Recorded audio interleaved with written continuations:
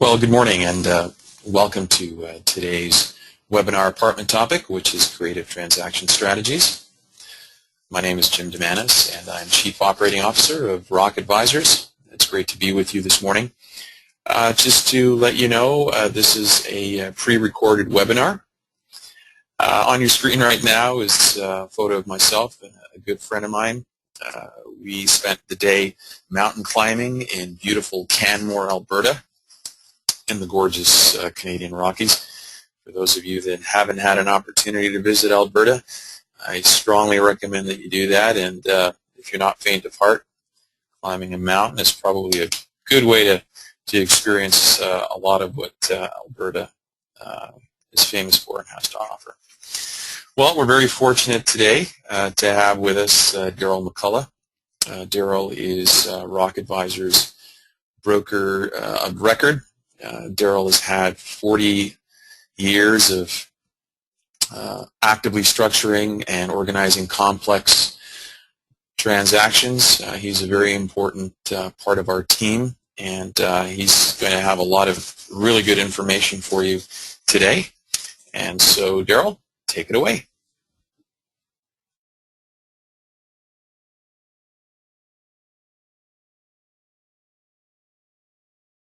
This session is entitled Creative Transaction Strategies. It's a discussion about transaction engineering and how to go beyond the bricks and sticks of a real estate deal. Back in 1984, I received my CCIM designation and was very passionate about the investment and development business. Was heavily involved in spreadsheets, risk-reward analysis, and so on and so forth. But it wasn't until 1986 that I became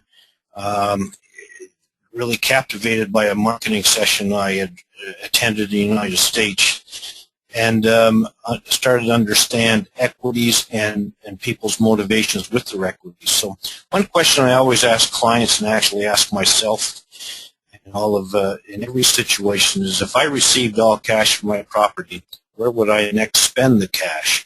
In this day and age, we see cash by itself not worth very much, and it has to be reactivated into some form of instrument, some sort of commodity, whether it be bonds or stocks or real estate. But the cash, it needs to be reinvested, as we would all agree. So putting the pieces together, looking at the traditional approach to benefits is focusing entirely on the property, like the bricks and sticks.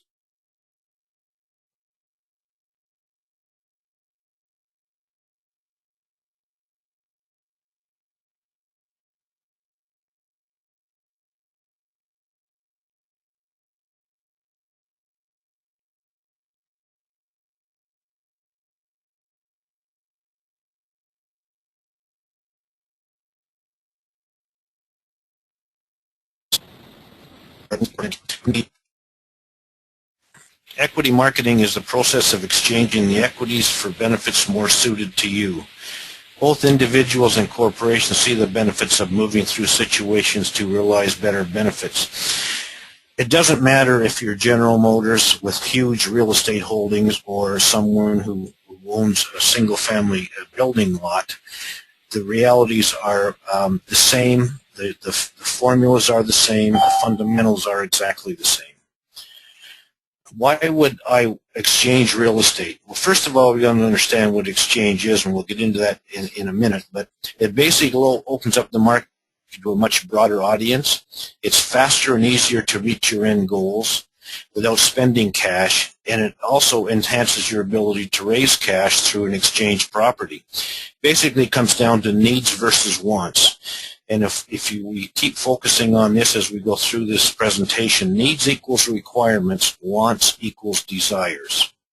So what are the type of equities that we're talking about? Well, you can see clearly here that we talk about equity being the difference between a value versus the debt that's on the property. The equity is what remains. So when we look at all of these things, we see at the top cash or mortgages being in this category.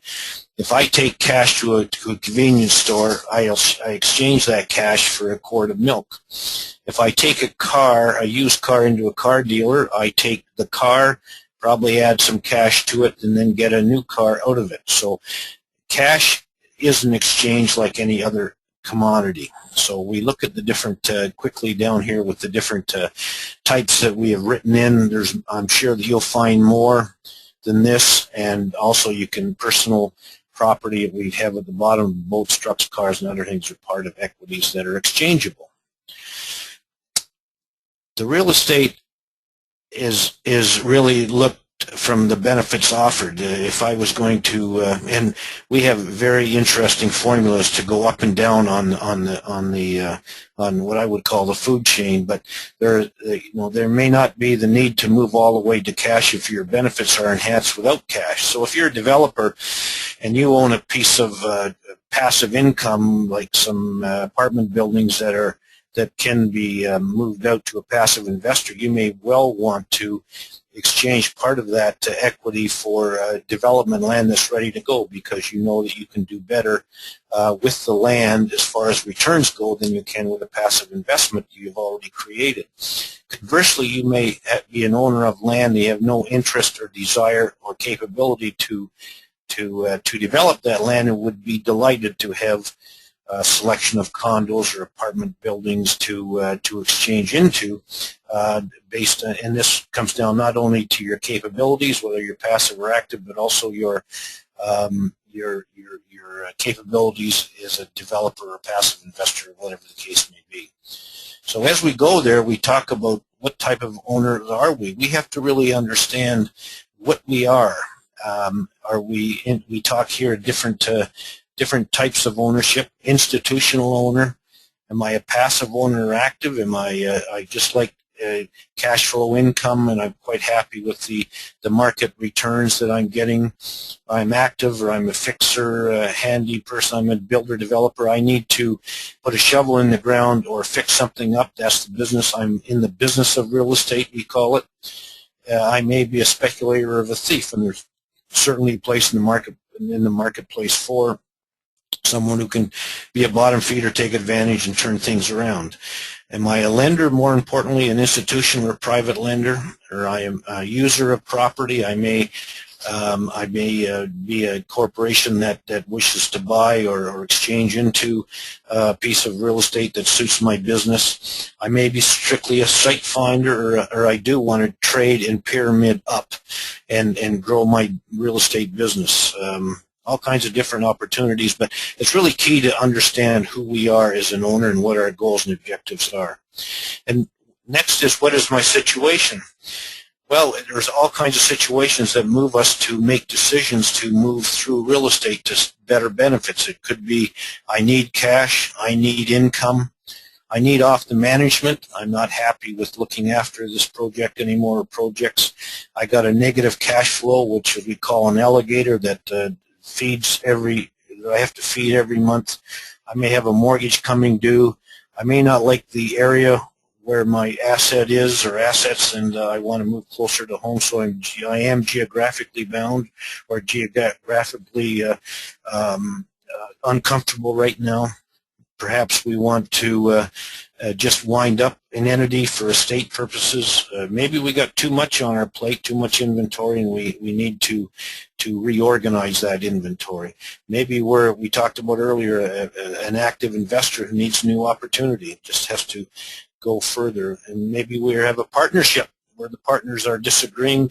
And I've been involved in partnerships since 1987, and it's not necessarily that we don't enjoy the agreement anymore. It may be that we're going down different paths of life as we get older. So it may be is a partnership split that we have to work through, and it could be our health, which really ties a lot to all of what we've talked about above.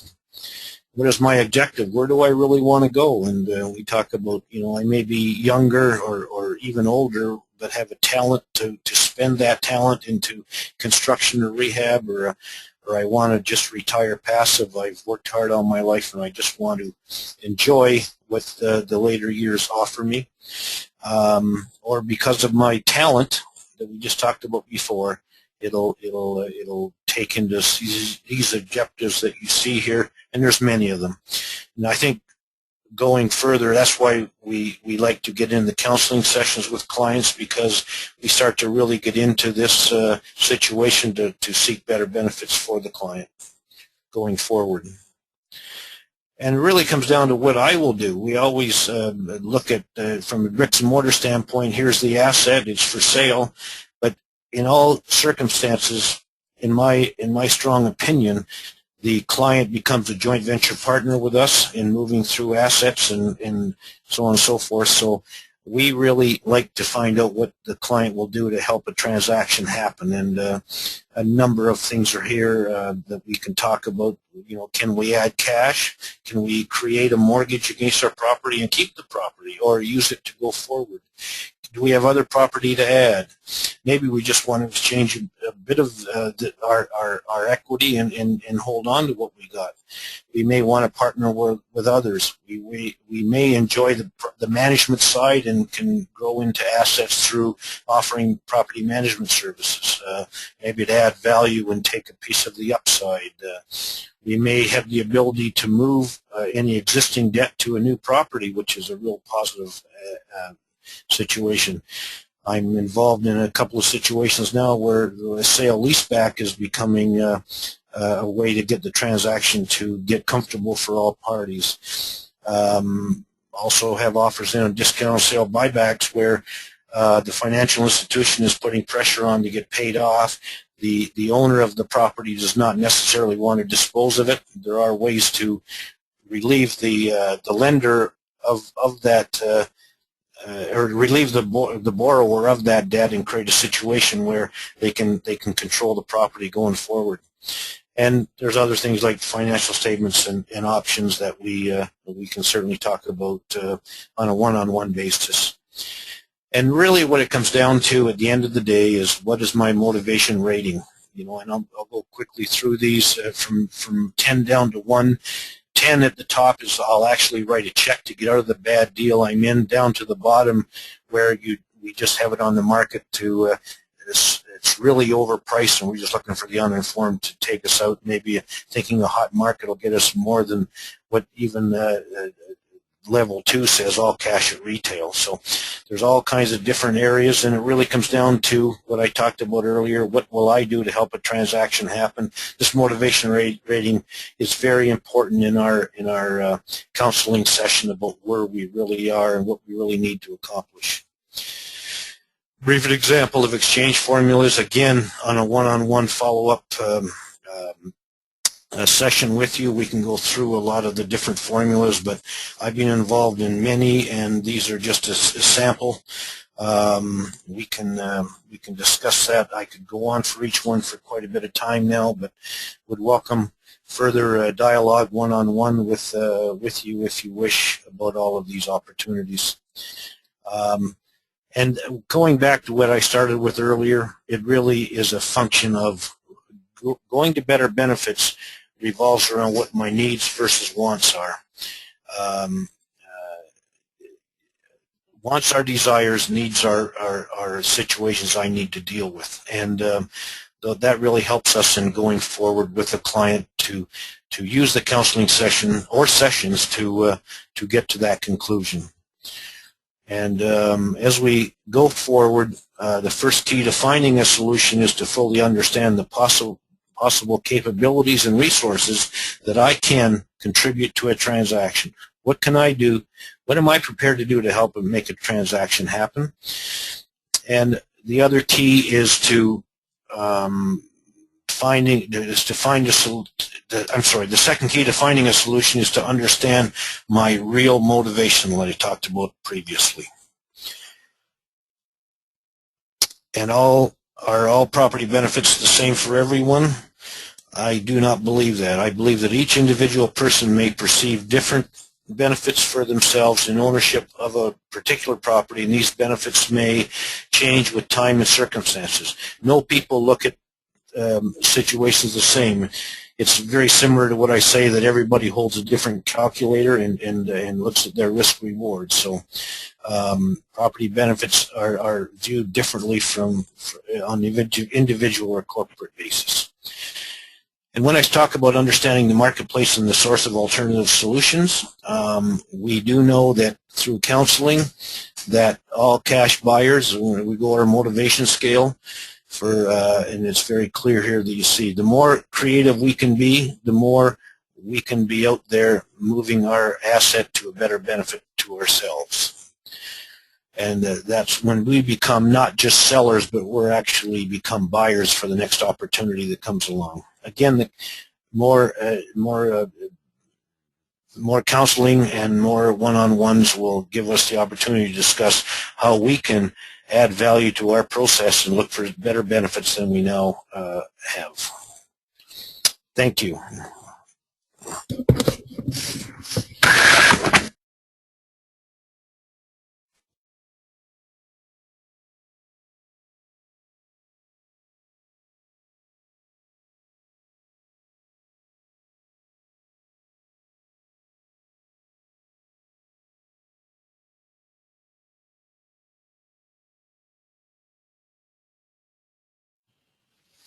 Thanks again, Darrell. That was great. A lot of good information there. For those of you that may have questions for Darrell or require a little more information, we have his contact information up on the screen for you, and I know that Darrell would appreciate your comments or questions, and he would love to hear from you.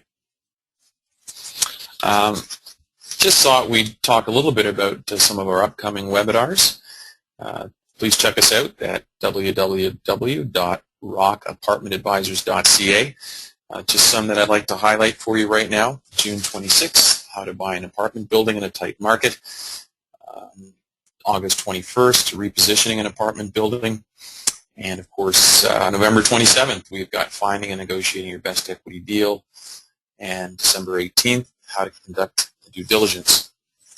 As well, again, on our Rock Apartment Advisors website, we'd love it if you would check out our co-brokerage opportunities. We're always looking for experienced and motivated people that we can do business with.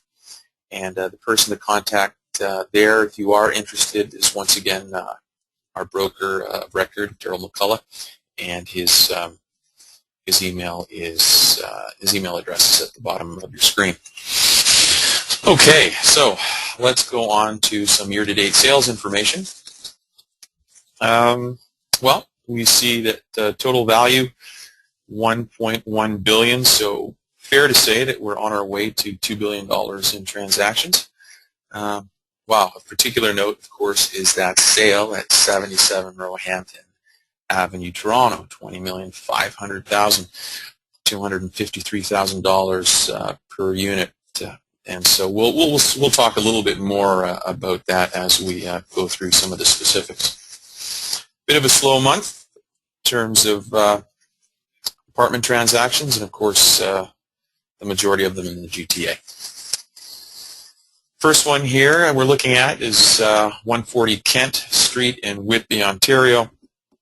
Well, what's of note here? We've got $100,000 per unit, and it seems to be that $100,000 per unit, or rather per door, is quickly becoming the norm. Sussex Place Apartments in Brampton, once again, we're looking at $115,000 per unit, so again, right back in that $100,000 range. This Ritson Road property is in Oshawa, north of the 401, Oshawa Market. We're looking at $80,000 per unit. Shire Apartments. The buyer here is typically a condo converter, so I believe that's of note. This particular building was built in 1967, and this price per unit here is $113,000. Okay, here's the big one. 77 Roehampton Avenue. Now this particular property is located at the Yonge and Eglinton area. It's a 20-year-old building. And by the way, just special thanks to our good friend Sandy Mandel. He provided us with some salient information on this particular sale. So once again, a 20-year-old building, about $500,000 in CapEx to address the balconies. This went out unpriced on a bid basis, and there were a number of bidders that actually came in at around the $19 million range. And of course, the successful bidder was at $20,500,000.